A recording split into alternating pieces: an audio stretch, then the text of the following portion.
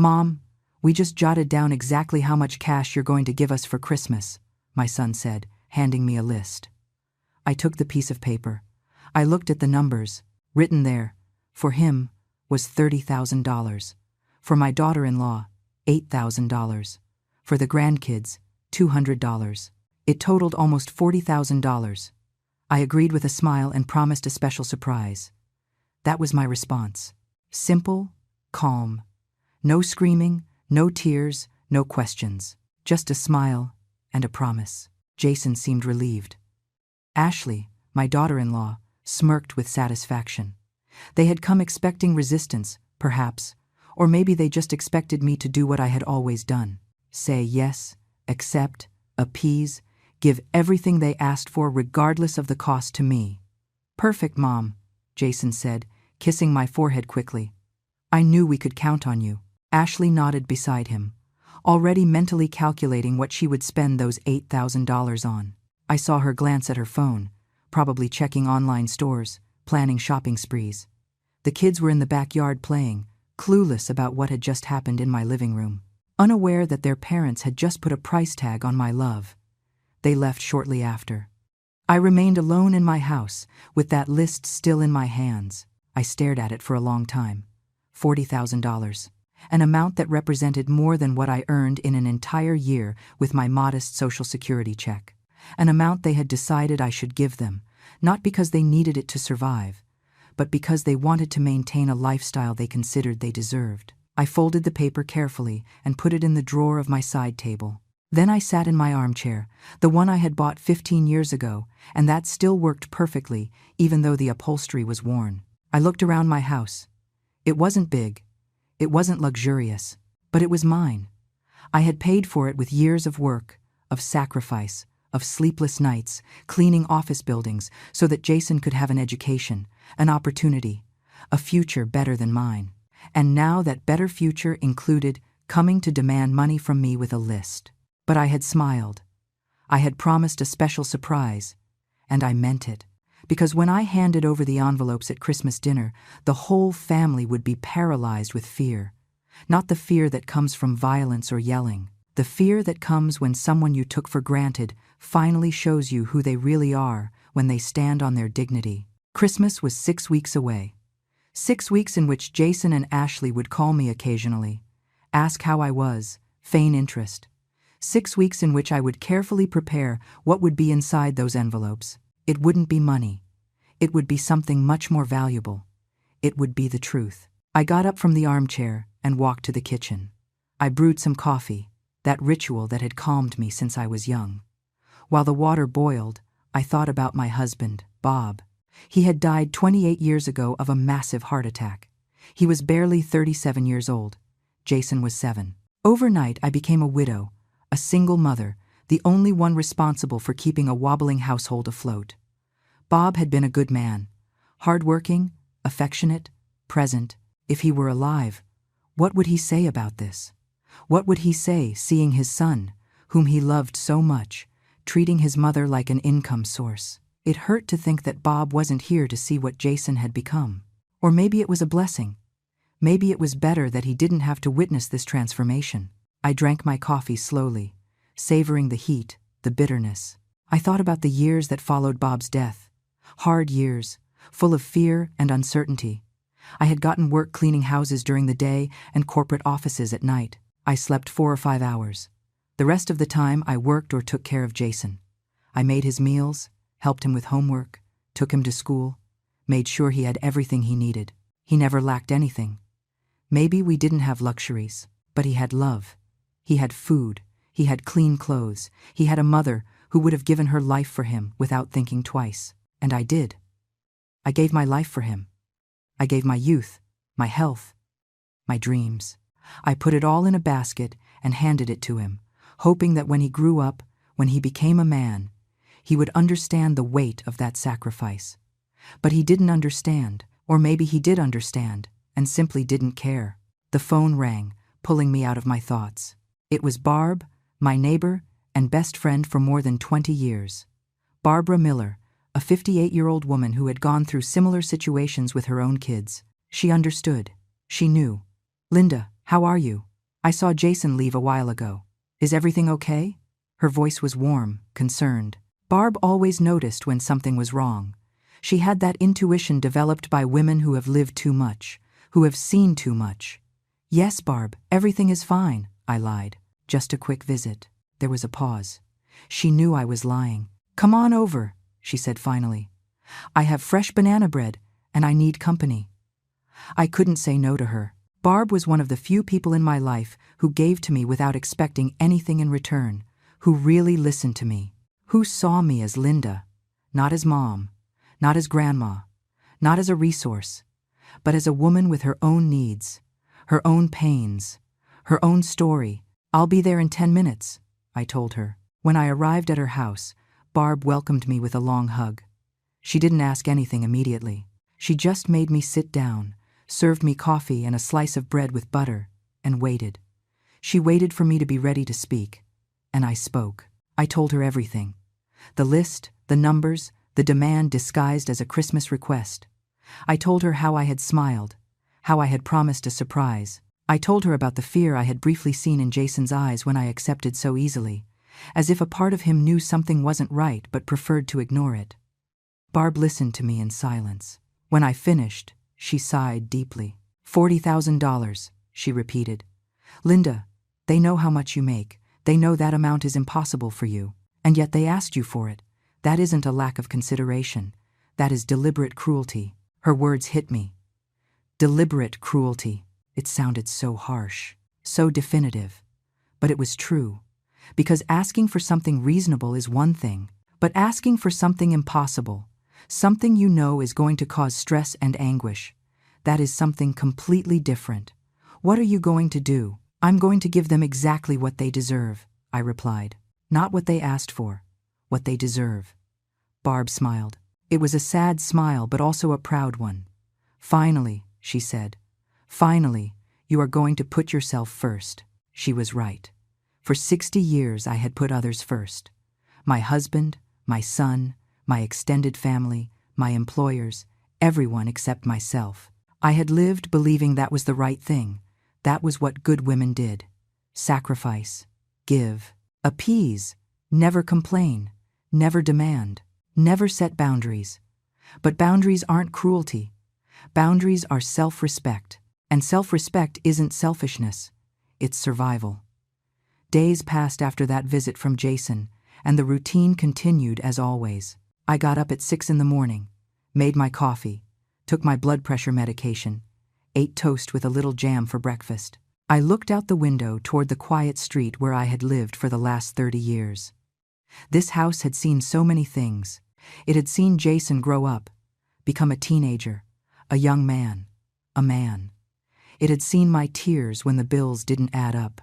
It had seen my small victories when I managed to save something or when I got a better-paying cleaning gig. My Social Security check was $1,200 a month. Of those, $500 went to rent, $100 on utilities, $150 on medications because diabetes and high blood pressure weren't optional. Another $150 on food, buying the basics, the necessary, no luxuries. The rest was divided between transportation, emergencies, and some occasional small treat. There wasn't much left over. There was never much left over. But I had learned to live with that. I had learned that happiness wasn't in having a lot, but in needing little.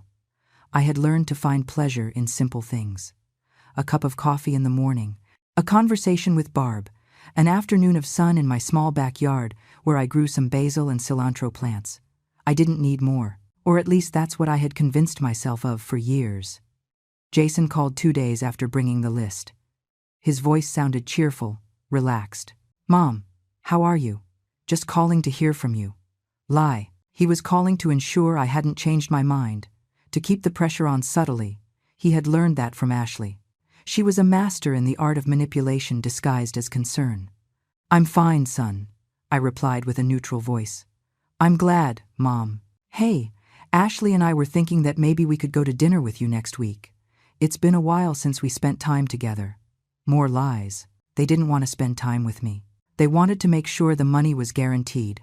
They wanted to keep cultivating the illusion that we were a close and loving family, so that when Christmas came, I couldn't deny them anything. "Sure, whenever you want," I said. "Perfect. I'll let you know what day works for us." What day works for them? He didn't ask what day worked for me. He assumed I had nothing important to do, that my calendar was empty waiting for them to decide to fill a space with their presence. And the worst part was that he was right. My calendar was empty. But that didn't mean my time didn't have value. We hung up, and I stayed staring at the phone. I thought about all the times Jason had called in the last few years.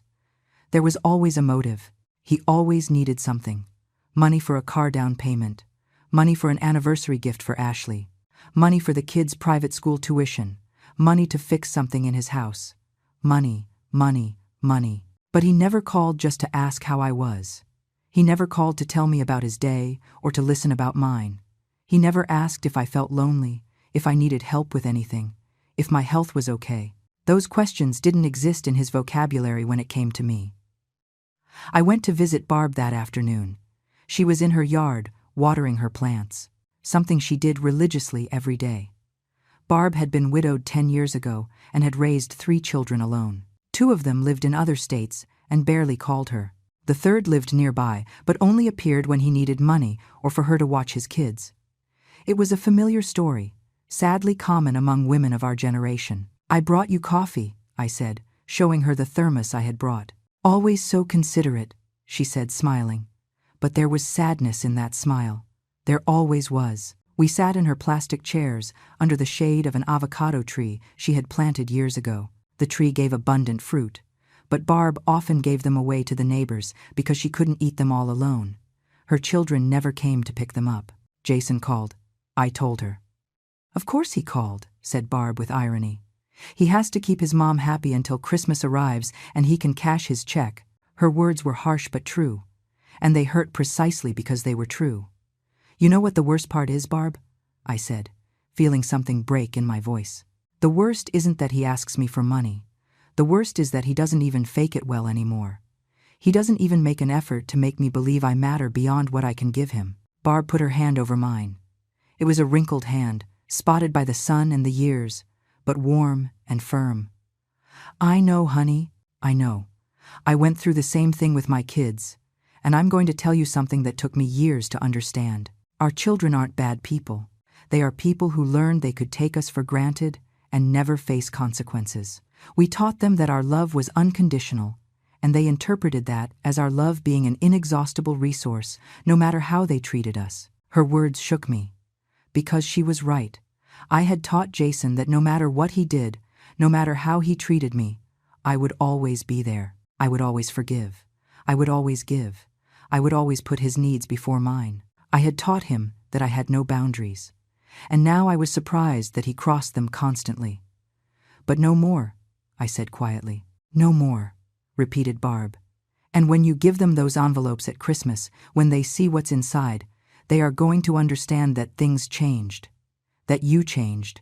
I spent that night awake, thinking about what exactly I would put in those envelopes. It had to be something that impacted them, that made them reflect, that showed them the weight of their actions. It couldn't be just a letter saying I was disappointed. That would be easy to ignore, to justify, to forget. It had to be something more.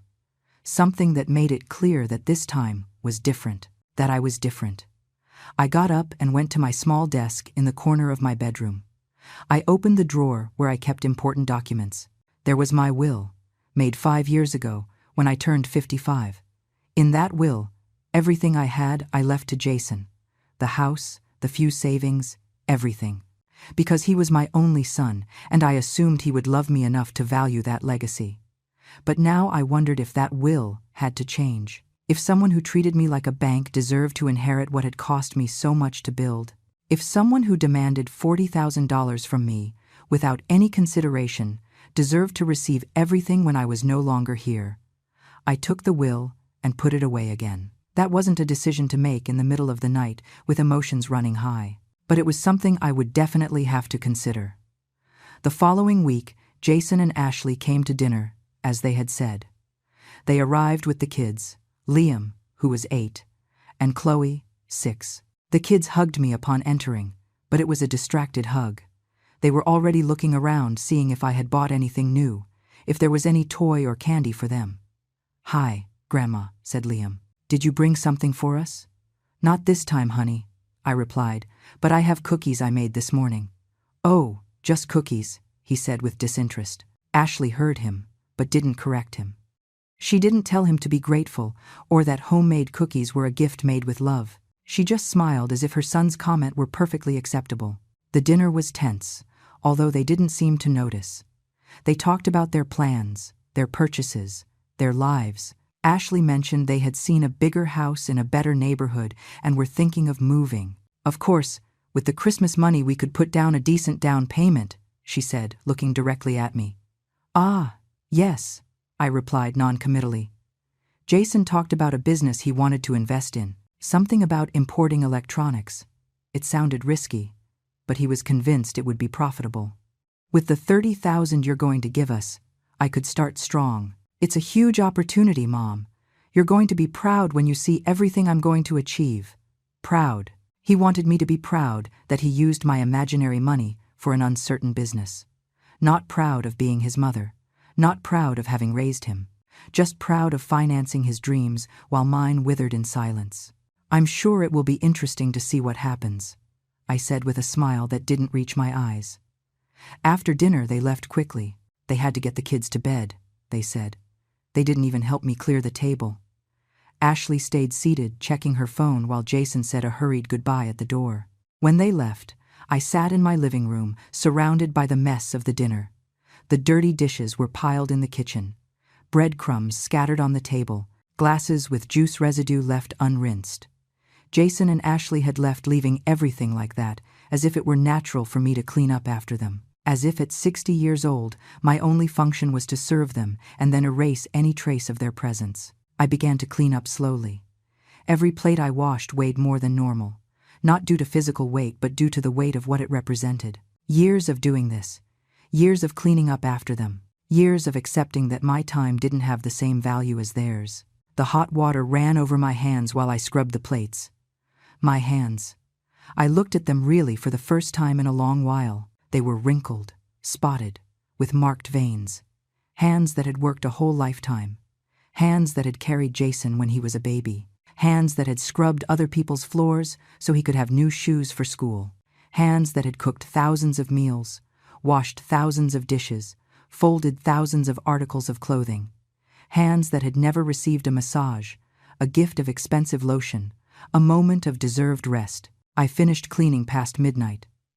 The house fell silent. That silence I knew so well, the silence of living alone. But that night the silence felt different. It didn't feel like loneliness, it felt like anticipated peace. Like the moment right before something important changes forever. I poured myself a cup of chamomile tea and sat by the window. Outside, the street was empty. The streetlights illuminated the cracked pavement. This neighborhood wasn't fancy, but it was safe. It was home. And I had paid for it with my own effort. I thought about Bob, about how he would have handled this situation. Bob was firm, but fair. He didn't tolerate disrespect, but he wasn't cruel either. He always said that raising a child was teaching them to be a good person, not just to be successful. That values mattered more than money. That dignity was not negotiable. What I would have given to have him by my side at that moment. To be able to rest my head on his shoulder and hear his voice telling me everything would be okay. But Bob had been 6 feet under for 28 years, and I had learned to be my own shoulder to lean on. When Jason was 7 and his father died, I remember he asked me if we would be poor now. It was an innocent question from a scared child who had just lost his dad and saw his mom crying every night. I told him no, that we would never be poor because we had love and we had each other. That as long as we had each other, everything would be okay. I believed my own words for years. I worked double shifts, believing that every sacrifice would be worth it because we were together. That when Jason grew up, he would understand what I had done for him. That understanding would turn into gratitude, and that gratitude into reciprocal love. But it never happened. Jason grew up and went to college. I took out a Parent Plus loan to pay for his degree in business administration. It was a huge financial burden. For 5 years I lived on the minimum to be able to make the monthly payments. But it made me happy because I saw my son progressing, studying, building his future. He graduated with honors. I went to his ceremony wearing the same dress I had worn to my brother's wedding years prior because I didn't have money to buy a new one. I saw other moms with their elegant suits, their jewelry, their expensive handbags. I carried a purse I had bought at a thrift store. But I didn't care because my son was graduating, and that was the only thing that mattered. Jason hugged me that day. He said, "Thanks, Mom." He told me all my effort had been worth it. I cried with happiness, believing that we had finally reached the finish line, that the hard years were over, that now he would work, I could rest a little, and we would build an adult relationship based on mutual respect. How naive I was. 2 years later, Jason met Ashley. She worked at the same company as him. She came from a family with money, used to certain comforts. From the beginning, I saw that she looked at my house with disdain. I noticed how she wrinkled her nose when she visited my neighborhood, how she commented on how small my living room was or how old my refrigerator was. But Jason was in love, and I wanted him to be happy, so I silenced my worries. I smiled when he introduced Ashley as his girlfriend. I was kind when she barely spoke to me. I organized a small engagement dinner at my house, although Ashley had made it clear she would have preferred a fancy restaurant. The wedding was another matter. Ashley wanted a big wedding at an exclusive country club. Ashley's father offered to pay the majority, but they expected me to contribute too. They asked me for $5,000. I didn't have $5,000. I didn't even have $1,000 saved. But Jason looked at me with those eyes I had known since he was a child. Those eyes that said, "Please, Mom, I need this." And I couldn't tell him no. I asked the bank for a personal loan.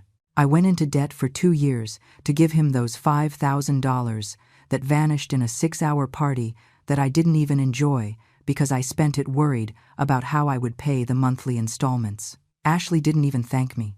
She said something about it being the minimum a mother should do for her son on his special day, and Jason didn't correct her. He just nodded as if she were completely right. That was the beginning. From there, the requests for money became constant. For the down payment on their condo, for new furniture, for a better car, for Liam's baby shower, for the cribs and baby clothes, for the baptism, for the first birthday. Every important event in their lives came accompanied by a bill that somehow I had to pay. And I paid. I always paid. Because he was my son, and because I had learned that a mother's love meant giving without expecting anything in return. But no one had told me that giving without limits taught receiving without gratitude. Ashley was molding Jason slowly. At first, he still called me often. He still asked how I was. He still showed some genuine concern. But over the years, that changed. The calls became less frequent, the visits shorter, the conversations more superficial. When the grandkids were born, I thought things would improve. That being a grandmother would give me a new role in the family. That Jason would want me to spend time with Liam and Chloe. That he would need me to watch them while he and Ashley worked. I offered to do it. I told them I would gladly take care of the kids during the day. Ashley looked at me as if I had offered something offensive. "No thanks, Linda," she said, using my first name instead of calling me Mom like other daughters-in-law do. "We prefer a professional daycare. The children need to be in an appropriate educational environment." Appropriate educational environment. As if my house were inappropriate. As if I hadn't successfully raised a son who now had a university degree and a good job. But I didn't say anything that time either. I just nodded and smiled and said, of course, whatever was best for the children. The kids grew up seeing little of me, a couple of times a month if that. And when they saw me, Ashley had already planted in them the idea that grandma was someone you got gifts from, not someone from whom you received love or wisdom or stories. Just gifts. Liam once asked me why my house was so old. He was barely 5 years old, but he had already learned to judge.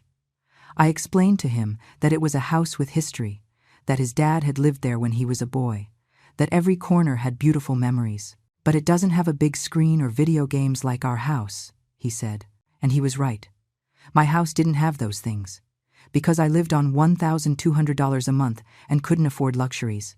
But I couldn't explain that to a 5-year-old who lived in a house with 2 new cars in the driveway and annual vacations to the beach. Years passed. I got old. 60 years arrived faster than I expected. My body began to ache in places I didn't know before. Diabetes arrived at 55. High blood pressure shortly after. My knees started to complain when I climbed stairs. My eyesight weakened, although I didn't need permanent glasses yet. My life became smaller, quieter, less demanding because I no longer had the energy I used to. But the strange thing was that while my life became smaller, Jason and Ashley's expectations of me became bigger. They expected more money, more gifts, more availability, as if the fact that I had fewer obligations meant I should dedicate all my time and resources to them. They never asked if my medications were expensive. They never asked if my Social Security was enough. They never asked if I needed help with something in the house that was falling apart. They only asked when I could give them what they needed. The morning after that awkward dinner, I woke up early as always. The sun was just beginning to rise. I made my coffee and took my pills. 2 for blood pressure, 1 for diabetes, another for cholesterol. My morning routine included a small parade of medications that reminded me I was no longer young, that my body needed help to function correctly. I looked at the calendar hanging on the kitchen wall. There were 5 weeks left until Christmas. 5 weeks to decide exactly what I would put in those envelopes. 5 weeks to mentally prepare myself for what would come after. Because I knew there would be consequences. I knew that when Jason and Ashley opened those envelopes and discovered there was no money, there would be a reaction. Probably yelling, accusations, maybe even cutting ties with me completely. And I had to be prepared for that. I had to be prepared for the possibility of losing my son. Although in reality, I had already lost him years ago. Only now I was going to make it official. The phone rang, interrupting my thoughts. It was an unknown number, but I answered anyway. Mrs. Miller. It was a young, professional female voice. This is Dr. Mendez's office. We're just calling to remind you of your follow-up appointment next week. Yes, thank you. I'll be there, I replied. Perfect. And ma'am, do you have the outstanding balance from your last visit? It's $120. $120. Another unexpected expense. Or maybe not so unexpected. There were always medical expenses that Medicare didn't cover completely. Labs, co-pays, minor procedures. They kept piling up. Yes, I know. Can I pay $50 now and the rest next month? I asked. There was a pause. Let me verify with billing and I'll confirm. I hung up feeling tired. $120 I hadn't budgeted for. $50 that I would have to take out of my emergency fund, which was increasingly less of a fund and more a couple of bills hidden in an envelope. And meanwhile, my son expected me to give him $30,000. The irony was so absurd, it almost made me laugh. Almost. I decided to walk to the grocery store that morning. I needed vegetables and some basics. The store was 6 blocks from my house. Before, I walked that distance without problems. Now my knees protested halfway there, and I had to stop to rest on a bench. A lady older than me sat next to me. She must have been at least 75. She was carrying 2 heavy grocery bags. Good morning. She greeted me with a toothless but genuine smile. Good morning, ma'am, I replied. Resting the knees too? She asked with complicity. Me too, I confirmed, smiling. We stayed in silence a moment. 2 old women resting on a bench, carrying bags that weighed more than our bodies wanted to admit. Do you have family to help you? She asked suddenly. I have a son, I said. And you? 3 sons, 2 daughters, 8 grandkids. And none live less than 2 hours from here. Her voice held no bitterness. She was just stating a fact, a reality shared by millions of older women, children who leave, who build their lives far away, who have their own families, their own problems, their own busy lives. I understand, I said simply. She nodded. We are the forgotten ones, she said. But we aren't dead yet either. We're still good for something more than giving money at Christmas. I froze. It was as if she had read my mind, as if she knew exactly what was happening in my life. She looked me straight in the eye. Whatever you are thinking of doing, do it. At our age, there is no time for regrets, only for decisions and consequences. And the consequences of doing nothing are worse than those of doing something. She got up with effort, took her bags, and walked away slowly. She didn't turn back, didn't say goodbye, just left her words floating in the air like an unexpected gift of wisdom. I arrived at the store feeling lighter despite my knees. I bought what was necessary: tomatoes, onions, peppers, beans, rice, tortillas, a little chicken, the basics. Nothing special. I spent $32. I mentally calculated that I had $218 left for the rest of the month after paying rent and utilities. $218 for food, medicine, transportation, emergencies, and somehow I was supposed to come up with $40,000 for Christmas. On the way back, I ran into Cecilia, a neighbor from the building next door. Cecilia was 62 and still worked as a seamstress from home. Her fingers were deformed by arthritis, but she kept sewing because her check wasn't enough. "Linda, so good to see you," she greeted me. "How have you been?" "Good, Cecilia. And you?" "Here, surviving. I have a big order of dresses for a Sweet 16 party. It's going to take me 2 weeks, but it's well worth it. It's $400. $400 for 2 weeks of intense work that would probably worsen her arthritis. But she did it because she needed it. Because at 62, she didn't have the luxury of retiring completely. Because life didn't stop just because the body started to fail. "Hey, Linda," she said, lowering her voice. "I heard your son the other day when he came over. Sorry, but the walls are thin. I heard something about money for Christmas." I felt myself blushing. "Yes, it was something like that." Cecilia shook her head. "My daughter, too. Last year she asked me to lend her $2,000 for a vacation. $2,000 I didn't have. I told her no, and she didn't speak to me for 3 months.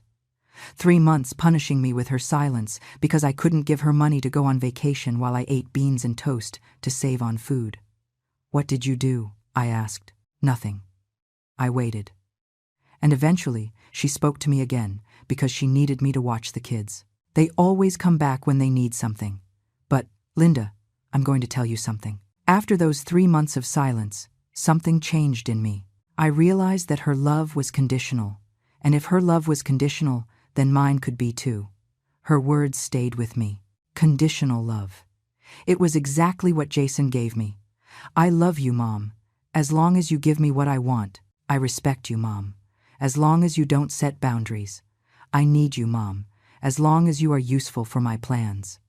I arrived home exhausted, not so much from the walk but from the emotional weight of it all. I put away the groceries. I made myself tea. I sat in my worn armchair and closed my eyes. I thought about all the women I had known throughout my life. Strong women who had raised children alone. Women who had worked until their bodies gave out. Women who had given everything and received little in return. Women who aged in silence, invisible to their own families. Barb was right. Cecilia was right. The lady on the bench was right. There was no longer time for regrets, only for decisions. That night I took out an old notebook I kept in my nightstand. It was a notebook where I used to write shopping lists and reminders. I opened it to a blank page and began to write. First, I made a list of everything I had given Jason over the years. Not to charge him for it, but to have clarity. To see in concrete numbers the magnitude of my generosity and his ingratitude. College tuition, $25,000 in Parent Plus loans that I paid off over 5 years. Contribution for the wedding, $5,000. Down payment on the condo, $3,000. Various furniture, $1,500. Liam's baby shower, $800. Cribs and baby clothes, $600. Liam's baptism, $400. Liam's first birthday, $300. Chloe's baby shower, $700. Chloe's baptism, $400. Chloe's first birthday, $300. And so I continued. Christmas gifts, birthday gifts, borrowed money that was never returned, emergency expenses that turned out not to be emergencies.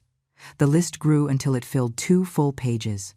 At the end, I added it all up, $42,300, more than $40,000 I had given in the last 10 years. $42,300. I stared at that figure for a long time. It was more than I earned in 3 full years on Social Security. It was more than my house was worth. It was more than I had saved in my entire life. And I had given it all to Jason, believing I was investing in my son, in his happiness, in our bond. But what had I received in return? Sporadic calls, rushed visits, demands disguised as requests. And now a list asking for almost the same amount I had already given, as if the previous 42,000 had never existed, as if my bank account were infinite, as if my capacity to give had no bottom. I closed the notebook and put it away. Those numbers weren't to show Jason. I wasn't keeping a tally to bill him. I was keeping a tally for myself. To understand the magnitude of what had happened. To see clearly how I had reached this point. The following days passed slowly. Jason didn't call. Ashley neither. It was as if after handing over their list and receiving my acceptance, they no longer needed to maintain contact until the moment came to collect their payment. I was a post-dated check. There was no reason to verify until the cash-out date. Barb came to visit me on a Thursday afternoon. She brought sweet bread she had bought at the bakery a couple of blocks away. We sat in my small kitchen with coffee and bread, as we had done hundreds of times over the years. "Have you decided what you're going to put in the envelopes?" she asked directly. Barb never beat around the bush. "Not exactly yet, but I know it won't be money." "Good. Because giving them money now would be teaching them that they can treat you like this and still get what they want." "I know. But, Barb, I'm scared." "Scared of what?" "Scared of losing him. He's my only son. If I do this, if I tell him no in this direct way, maybe he won't speak to me again. Maybe I'll lose my grandkids too." Barb took my hand across the table. "Linda, look at me. You already lost your son. The boy you raised, the one who played in this kitchen, the one who hugged you when he was scared, that boy doesn't exist anymore. The man who handed you that list isn't your son. He is a stranger who shares your last name." Her words hurt, but they were true. The Jason I remembered had disappeared years ago. Maybe somewhere deep down he still existed, but he was buried under layers of ambition, materialism, and Ashley's influence. "And the grandkids?" I continued. "Liam and Chloe barely know me. If Jason decides to keep them away from me, I will lose them completely." Barb sighed. "That is what they want you to think, that you need them more than they need you, that you must do anything to keep them close. But, Linda, what kind of closeness is that? One where you are only present when you give money. That isn't family. That is emotional extortion." I took a sip of coffee. It was lukewarm already, but I didn't care. "So, what should I put in the envelopes?" "The truth. Put the truth in those envelopes. A letter explaining how you feel. Documents showing your real financial situation. Maybe copies of medical bills so they see you aren't rich. Maybe a copy of that list you made with everything you've given them. Make them see reality, but that won't change them," I said. "It will only make them angry. Maybe. Or maybe it will make them reflect. You won't know until you try. But what I do know is that if you give them the money, or if you pretend you're going to give it and then make excuses, nothing will change. They will continue viewing your love as something they can exploit indefinitely." That night I began to write the letter. It wasn't easy. I started and deleted. Started again. The words didn't come out like I wanted. They sounded too harsh or too weak, too accusatory or too condescending. I wanted to find the exact tone. Firm but loving. Clear but not cruel. After 4 attempts, I finally wrote something I felt satisfied with. "Dear Jason, when you handed me that list a few weeks ago, I smiled and promised a surprise. And here is your surprise. It isn't money. It is something more valuable. It is the truth. The truth is that I don't have $40,000. I don't even have $10,000. I barely have enough to live month to month on my Social Security check of $1,200. Half goes to rent. The rest to food, medications, and basic utilities. I live on just enough. I have no luxuries. I have no significant savings. I don't have a secret fund from which I can withdraw those amounts you asked for. But even if I had that money, I wouldn't give it to you. Not because I don't love you, but precisely because I love you. Because giving you that money would be teaching you that it is okay to treat me like a bank. That it is okay to come to my house with demands. That it is okay to measure my worth as a mother by the number of dollars I can hand over. I have spent 60 years of my life putting others first. First your father, then you, always sacrificing my needs for yours, and I don't regret that. That is a mother's love. But there is a difference between sacrifice and abuse. There is a line between giving generously and being exploited. That line was crossed when you handed me that list. I am not writing this to make you feel bad. I am writing it because I need you to understand something fundamental. I am your mother, yes, but I am also a person with limitations, with needs, with dignity. I am not an infinite source of resources. I am a 60-year-old woman who worked her whole life, who was widowed young, who raised you alone with all the love she had. And I deserve respect, not because I am perfect, but because I am your mother, and that should mean something more than a signature on a check. The letter continued for 2 more pages. It spoke of specific memories, of concrete sacrifices I had made, of moments when Jason had chosen Ashley's words over mine, of how I felt invisible in my own family, of how the grandkids saw me as a provider of gifts instead of a grandma with stories and love to offer. It ended with this: I am not closing the door, but I am setting boundaries.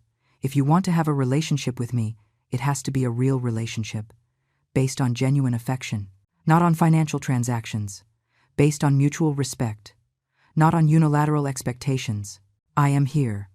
I will always be here, but on my own terms, with my dignity intact. I love you, son, but I also love myself, and it is time for both things to coexist. Your mother, Linda. I read the full letter 3 times. I cried during every reading, but I didn't change anything. It was exactly what I needed to say. I printed 3 copies, one for Jason's envelope. I would keep another for myself, and the third I would give to Barb to keep, in case I doubted later and wanted to remember why I had made this decision. The next step was deciding what else I would put in each envelope. For Jason, besides the letter, I would include a copy of my bank statement showing my real balance, $422. Also a copy of my pharmacy receipts from the last month, $193 just in medicines, and a copy of my rent receipt, $500 a month for a modest house in a modest neighborhood. For Ashley, her envelope would contain a different letter, shorter, more direct. Ashley, I don't really know you, and you don't know me, but I want you to know something. I am not your enemy. I never have been. Since you entered this family, I have treated you with respect. I have bitten my tongue when you have made comments about my house, my clothes, my way of life. I have smiled when you have compared your mother to mine, suggesting she is superior because she has more money. I accepted all that because I thought that with time you would learn to value me. But I was wrong. You don't want to value me. You want to use me, and you taught my son to do the same. This ends today. Not because I am vindictive, but because I finally understood that I cannot buy your respect with money. And I am not going to keep trying. For the kids, their envelopes would contain something different. Not a letter because they were too small to understand. Instead, I had bought a book for each of them. Classic storybooks and fables that my mother had read to me when I was a girl. On the first page of each book, I would write a message. For Liam, Grandma loves you more than money can buy. These stories are my real gift to you. Stories that come from our family. Stories about respect, family, and true love. I hope that someday, when you are older, you will read them and understand. For Chloe, a similar message adapted to her age. 3 weeks remained until Christmas. 3 weeks in which Jason would probably call to confirm that the money would be ready. 3 weeks to strengthen my resolve, to mentally prepare for what was coming. Barb helped me put each thing in its corresponding envelope. We did it at her house because I didn't want to have the envelopes in mine where I might doubt or change my mind in a moment of weakness. The envelopes remained stored in Barb's closet, in an old shoebox where she kept important documents. Each envelope had a name written in my shaky handwriting. Jason, Ashley, Liam, Chloe. 4 envelopes that would change everything. 4 envelopes that contained truth instead of money, dignity instead of submission. Barb brewed more coffee while I looked at the closed box. Do you feel okay with this? She asked. No, I feel terrified. But I also feel lighter than I have in years. It's strange. It's as if I had been carrying a huge stone, and finally I am letting it go. That stone is the guilt that doesn't belong to you. The guilt of not being enough, of not giving enough, of not sacrificing enough. But, Linda, you already gave enough. More than enough. Now it's your turn to receive at least a little peace. I returned to my house that night feeling a strange mix of terror and liberation. I knew that what I had done had no turning back. Once Jason opened that envelope at Christmas dinner, everything would change. For better or for worse, but it would change. 2 days later, Jason called. "Mom, just wanted to confirm that everything is in order for Christmas. You know, what we talked about." His voice was casual, as if he were confirming a reservation at a restaurant and not the delivery of $40,000 that I didn't have. "Everything is ready, Jason. You all will have your surprise just as I promised." "Perfect, Mom. You're the best. Hey, we're going to do dinner at our house this year. Ashley already invited her parents too. It's going to be incredible. Come over around 7. He hung up without waiting for my response, without asking me if I was okay with doing dinner at his house, without asking me if I had a way to get there, without asking me anything, just informing me of decisions already made, so the dinner would be at his house, in front of Ashley's parents. That made everything more complicated and more humiliating. They would open the envelopes in front of witnesses, in front of her family who had always looked at me with condescension because I came from less than them. But maybe that was better. Maybe they needed witnesses. Maybe they needed someone else to see what they were doing, what they had done. The days dragged on. Every morning I woke up and for a moment forgot what was coming. Then I remembered perfectly and felt a weight in my stomach. But it wasn't the weight of doubt, it was the weight of anticipation, of knowing that something big was approaching and not being able to stop it or accelerate its arrival. 1 week before Christmas, while doing my shopping at the small market on the corner, I ran into Tanya, an old acquaintance from work years ago. Tanya had been a supervisor in one of the offices I cleaned. She had always been kind to me, unlike others who treated me like I was invisible. "Linda, how long has it been? How have you been?" "Good, Tanya. And you? Did you retire already?" 2 years ago. "And it's been hard. I'm not going to lie. The pension isn't enough. My kids help me a little, but they all have their own families, their own expenses." "Your kids help you," I repeated. "That is good." "Yes, well, they help when they can. It isn't much, but it's something. They give me about $100 a month between the 3 of them. It's not enough for luxuries, but at least I can buy my meds. $100 a month between 3 kids. And she said it with gratitude, with genuine appreciation, because at least her kids thought of her. At least they gave her something without her having to ask or demand it. I didn't even have that. I had a son who asked me for $30,000 in one fell swoop. We chatted a little more before saying goodbye. While walking back home, I thought about the different realities we older women lived. Some had children who helped even if it was a little. Others had children who didn't help but didn't demand either. And some, like me, had children who not only didn't help but also expected us to continue being their source of income. I arrived home and found an envelope under my door. It was from the building management. I opened it with trembling hands because envelopes from management never brought good news. It was a notice of rent increase. Starting in January, my rent would go up from $500 to $600 a month, $100 more a month, $1,200 more a year. I sat on the sofa with the notice in my hands. $100 more. Where was I going to get $100 more every month? I would have to cut back even more on my food, or maybe skip some medications, or not turn on the heat as much in winter, even if the cold hurt my joints. $100 more a month, while my son expected me to give him $30,000 in one lump sum. The irony was so cruel, I didn't know whether to laugh or cry. I called Barb. I told her about the rent increase. She listened in silence. "Linda, you have to talk to Jason about this. Before Christmas. Tell him your rent is going up. Tell him you need help. Give him a chance to be a son before it's too late." "No, Barb. If I tell him now, he's going to think it's a manipulation to not give him the money. Or worse, he's going to offer to give me something small in exchange for me giving him the big amount. No, the die is cast. The dinner will be what it will be." That night I didn't sleep well. I dreamed of Bob.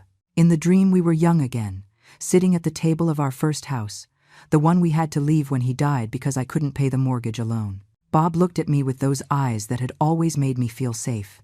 "You did good," he told me in the dream. You raised our son with love. If he chose not to value it, that is his decision, not your failure. I woke up with tears on my cheeks. I didn't know if the dream was my subconscious giving me permission or just my desperate mind looking for comfort in memories of someone who was no longer there. 5 days before Christmas, Ashley called. It was weird. She never called me directly. It was always through Jason. Linda, this is Ashley. Just wanted to coordinate some details for the dinner. Tell me, Ashley. We're going to be about 15 people. My parents, my brothers, their families, and you guys, of course. It's going to be something big, elegant. I'm hiring a catering service. I don't want you to worry about bringing anything. Don't worry about bringing anything. As if I had offered to bring something. As if I had the resources to contribute to a dinner for 15 people. That's fine, Ashley. I'll be there. Perfect. Oh, and Linda, Jason told me about your generous Christmas gift. It's very sweet of you. My parents are going to be impressed. They always thought that you were, well, you know, of limited means. It will be good to show them that you can also be generous. Of limited means. That was the polite way of saying poor. And show them that you can also be generous. As if my value as a person depended on how much money I could give away. As if 50 years of hard work didn't count because I hadn't accumulated wealth. See you at dinner, Ashley, I said, and hung up before she could keep talking. My hands were shaking. I felt rage, a cold and clear rage that I hadn't felt in a long time. Ashley wanted to use me to impress her parents. She wanted to exhibit me as the generous mother-in-law who finally measured up to her wealthy family. But what she was going to exhibit was something completely different. The last days before Christmas passed in a kind of fog. I followed my normal routine. I ate little because nerves had taken away my appetite. I slept poorly because nightmares mixed with anticipation. Barb came every day to verify that I was okay, that I hadn't changed my mind, that I hadn't chickened out. I assured her no, that the envelopes would be delivered just as they were. The night of the 23rd, I called Cecilia, my seamstress neighbor. I asked her if she had something elegant she could lend me for the dinner. I didn't have appropriate clothes for an elegant gathering. My clothes were simple, old, functional.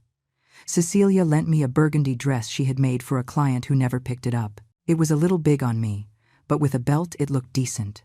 She also lent me a knitted shawl she had made herself. You look beautiful, Linda, she said when I tried it on. You are going to walk into that house with your head held high. Because no matter how much money they have, you have something money doesn't buy. Dignity. The morning of December 24th dawned cold and gray. I woke up early, even though I had slept barely 3 hours. Nerves had kept me awake most of the night, mentally rehearsing what would happen that evening. How would Jason react? What would Ashley say? How would I feel when it all exploded? I made my coffee as always, took my meds, sat by the window watching the street wake up slowly. Some houses already had Christmas lights on, families preparing to celebrate, families that perhaps also had their problems, their secrets, their resentments hidden under forced smiles and wrapped gifts. Barb arrived at 10 in the morning with the envelopes. She had kept them all this time so I wouldn't waver at the last moment. It's today, she said, putting them on my table. You are ready. I don't know, Barb. Part of me wants to run away. Pretend I'm sick. Not go to that dinner. But you aren't going to do that. Because this isn't just for you. It's for all of us. For all the mothers who have been squeezed to the last drop by ungrateful children. For all the grandmothers who are valued only for their wallet. You are going to go. And you are going to do this. And you are going to change something important. She was right. This was bigger than me. It was a pattern that repeated in thousands of families. Mothers giving until they were empty. Children taking without thanking. A vicious cycle that only broke when someone had the courage to say, enough. I got ready slowly. I showered, put on the borrowed dress, did my hair carefully. I put on a little makeup, something I rarely did. I wanted to look dignified, presentable, not like a victim, but like a woman who knew her worth. Barb helped me with the shawl. I looked at myself in the bathroom mirror, the only large mirror I had in the house. I didn't recognize myself for a moment. That woman in the mirror looked strong, determined, as if in the last few weeks she had found something she had lost years ago. She accompanied me to the bus stop. I put the 4 envelopes in my old purse. They weighed almost nothing physically, but they felt like stones. "Call me when it's over," Barb said, hugging me tight. "No matter the time, I'll be awake waiting." The bus ride took 40 minutes. Jason lived in a much better neighborhood than mine. Big houses with manicured lawns, new cars parked in the driveways. Everything clean, orderly, prosperous. The kind of place where I had cleaned houses for years, but never lived. I got off the bus 2 blocks from his house. I walked slowly, not just because my knees hurt, but because every step brought me closer to a moment from which there was no return. Jason's house was lit up with Christmas lights. Music played from inside. Through the windows I could see people moving, laughing, pouring drinks. The celebration had already begun. I rang the doorbell. Liam opened the door. "Grandma!" he shouted, but without much enthusiasm. He ran back inside without even giving me a hug. I entered. The house smelled of expensive food, wine, expensive perfumes. Everything was elegant. Modern furniture, professional decor. The Christmas tree was huge, full of ornaments that probably cost more than my rent for a month. Ashley appeared wearing a dress that surely had cost more than my entire wardrobe combined. "Linda, so good you made it. Come in, come in. Everyone is in the living room." She guided me to the living room where several people were gathered.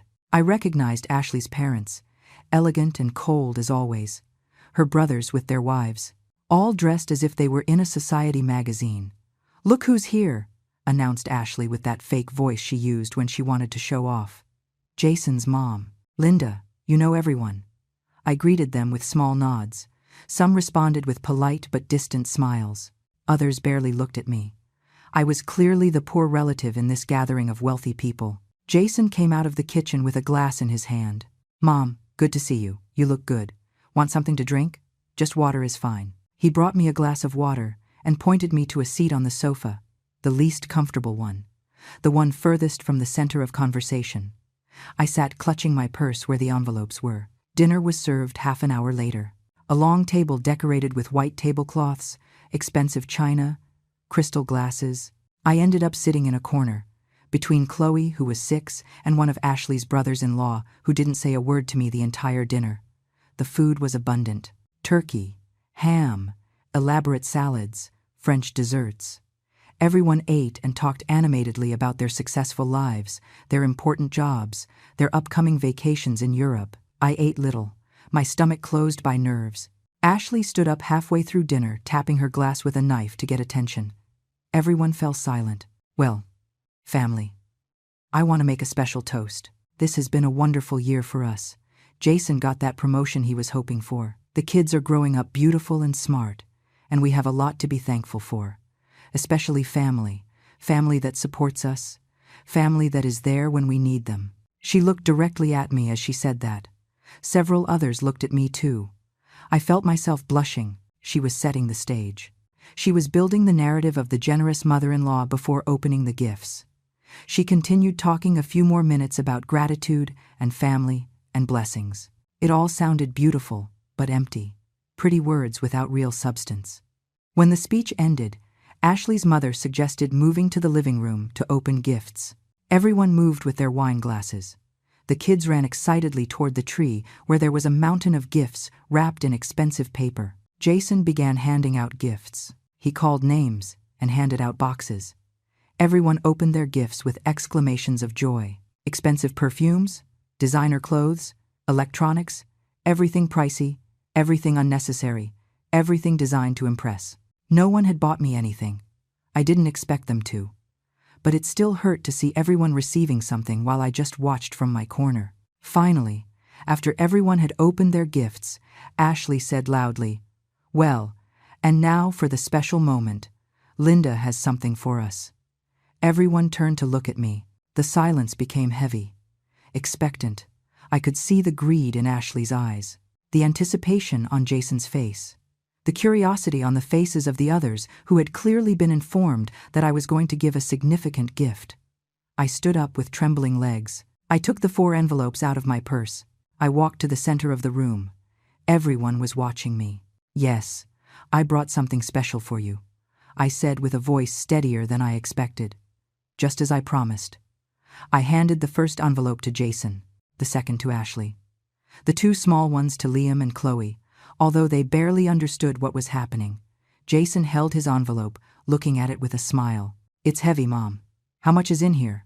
Open it and find out. Ashley was already tearing hers open without waiting. She pulled out the papers. Her face changed instantly from anticipation to confusion. What is this? Jason opened his. He pulled out the letter. He began to read. I saw how his expression went from curiosity to disbelief. His eyes moved rapidly over the words. What is this? Repeated Ashley now with a louder voice. Where is the money? There is no money, I said calmly. There is something better. There is the truth. The silence that followed was absolute. Everyone in the room stopped moving. Glasses stayed suspended halfway to mouths. Conversations died instantly. It was as if time itself had stopped. Ashley kept looking at the papers in her hands. My bank statements. My medical bills. The letter where I explained that I wasn't her enemy, but I wouldn't be her bank either. I saw her cheeks turn red, not from shame, but from contained rage. Jason finished reading my letter. He read it completely without interrupting. When he reached the end, his hands were shaking. He looked up at me, and in his eyes I saw something I hadn't seen in years. Fear. Real and genuine fear. Mom, this is a joke, right? He said with a broken voice. You're playing a bad joke on me. It isn't a joke, Jason. It is exactly what it says there. I don't have $40,000. I never had it. And even if I did, I wouldn't give it to you after you handed me a list demanding it, as if it were your right to take it. But you promised. Ashley intervened, raising her voice. You said you would give us a special surprise. You made us believe you would give us the money. I promised you a surprise, and this is the surprise. The truth about my situation. The truth about what I feel. The truth about how you have treated me. Ashley's mother stood up. Her face showed indignation. This is an insult. Doing this here, at Christmas, in front of the whole family. What kind of woman does something like this? I turned toward her calmly. The same kind of woman who worked her whole life cleaning houses like yours to be able to give her son an education.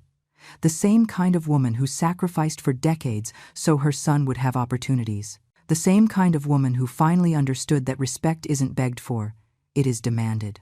You have no right, she began to say, but I interrupted her. I have every right.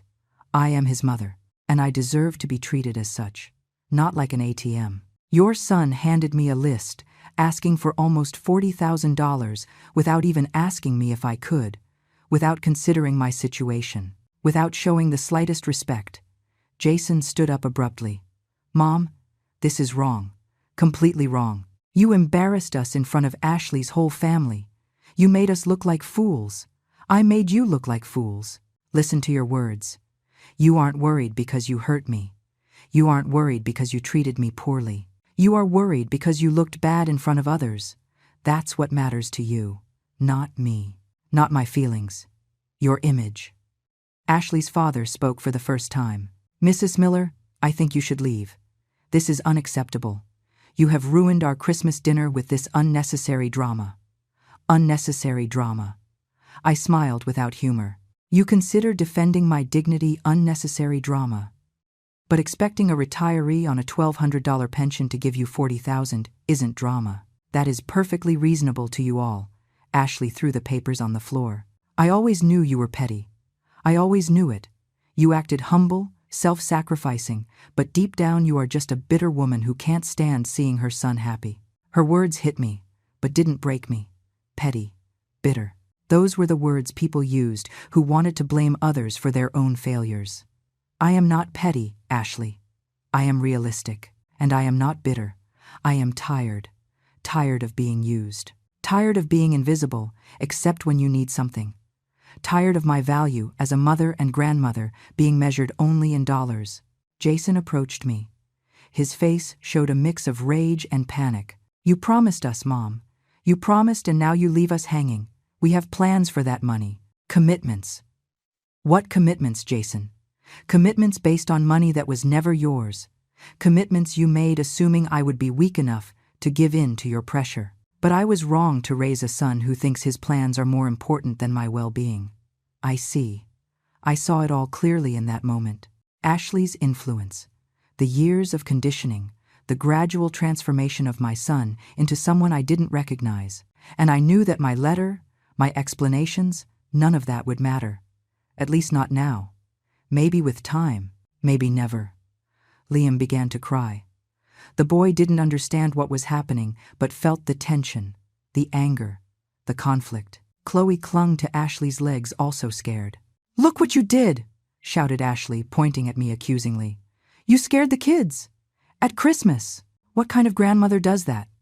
I didn't scare them. Their parents' reaction scared them. Seeing adults behaving like spoiled children who didn't get what they wanted scared them. "Get out," said Jason in a low but firm voice. "Just get out, Mom. I don't want to see you right now.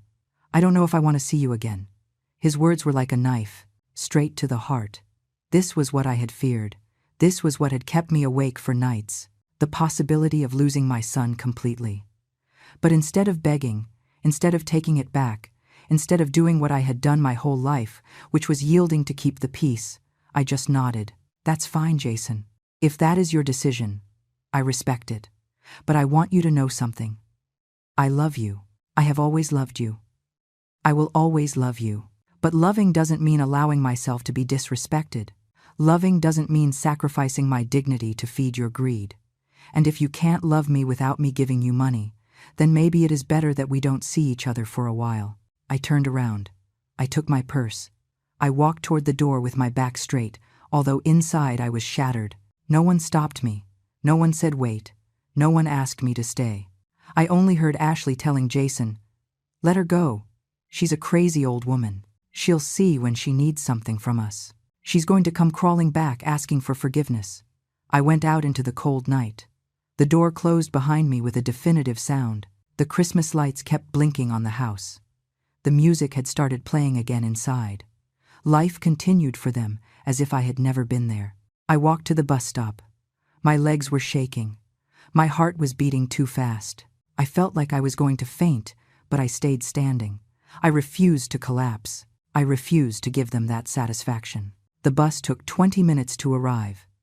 I sat in the back, in the furthest corner, and there, finally alone, I allowed the tears to fall. I cried in silence while the bus advanced through streets decorated with holiday lights, families celebrating, happy people, and me, returning alone to my empty house on Christmas Eve.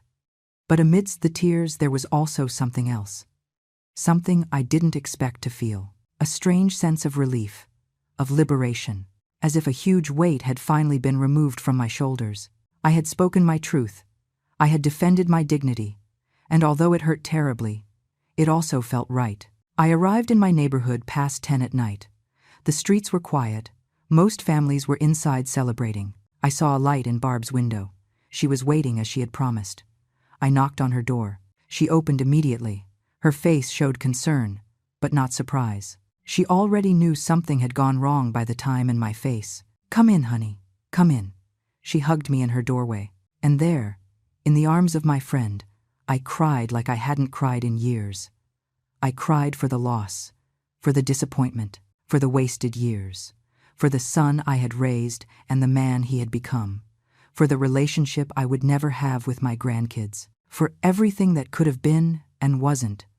Barb didn't say anything.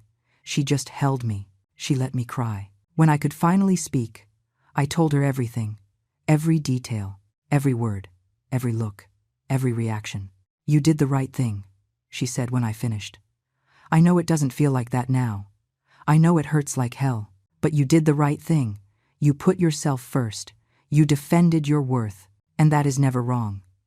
"But I lost him, Barb. I lost my son." "No, honey. Your son lost himself years ago. You just stopped pretending it hadn't happened. I spent Christmas night at Barb's house. She insisted I not stay alone. She made me chamomile tea, lent me a nightgown, tucked me into her sofa as if I were a little girl needing comfort. And maybe that was exactly what I needed. I woke up on December 25th with swollen eyes and a heavy heart, but also with something I hadn't felt in a long time, Clarity.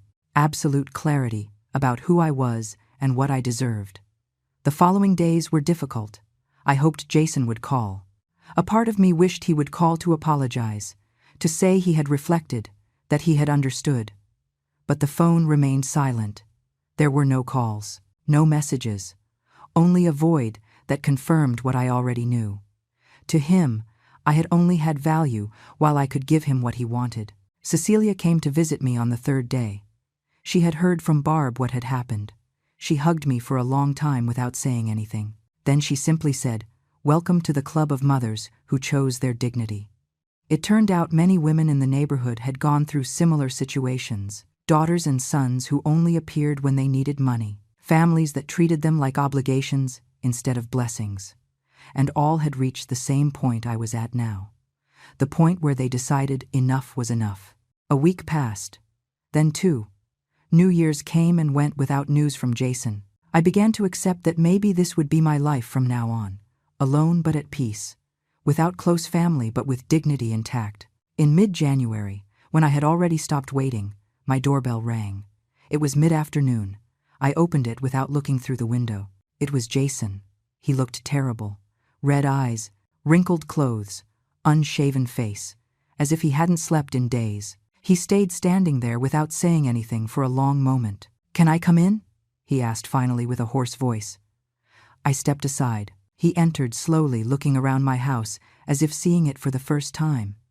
He sat on the sofa where he had played as a boy, where Bob used to carry him in his arms, where we had shared thousands of moments that now seemed from another life. "Mom, He stopped, started again. "I don't know where to start." "Start where you need to start. I read your letter. I've read it like 20 times. And every time it hurts more because every time I understand better.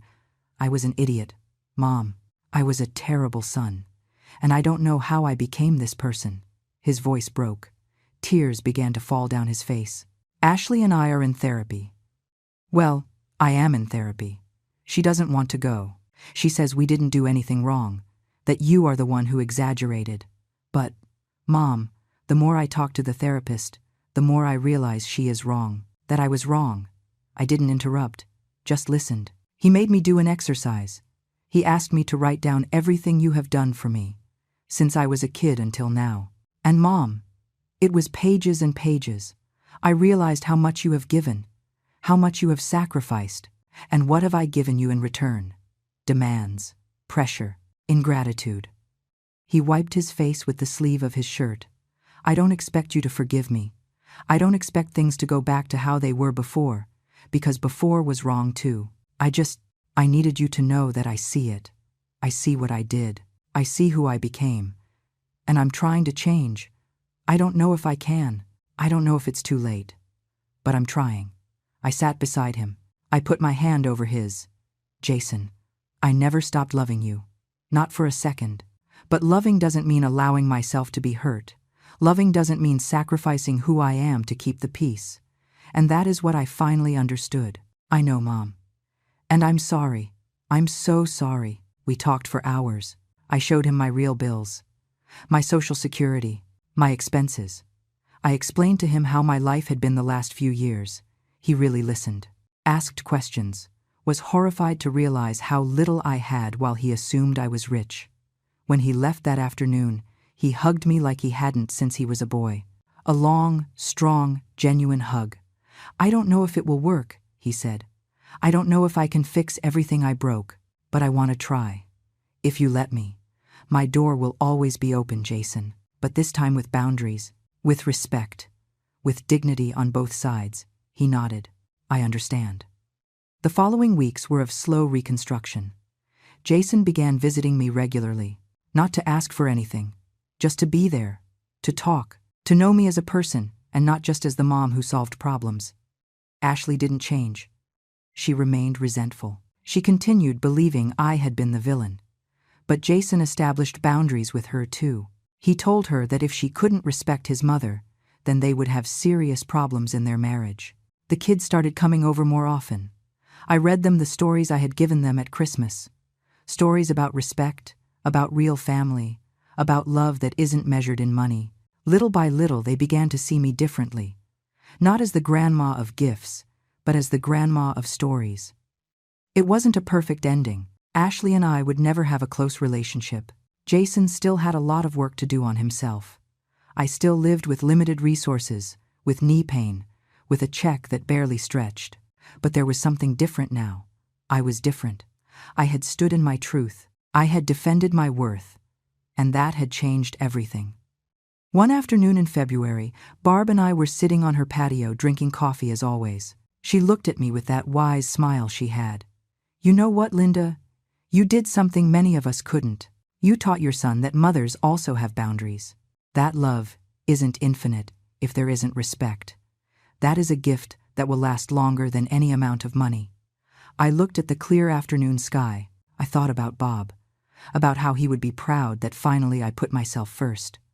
I thought about all the women who had gone through this before me, about all those who would come after. And I thought about me, about Linda Miller, 60 years old, widow, retiree, mother, grandmother, and finally, after so long, a woman who knew her own worth. I didn't have $40,000. I never would. But I had something much more valuable. I had dignity. I had peace.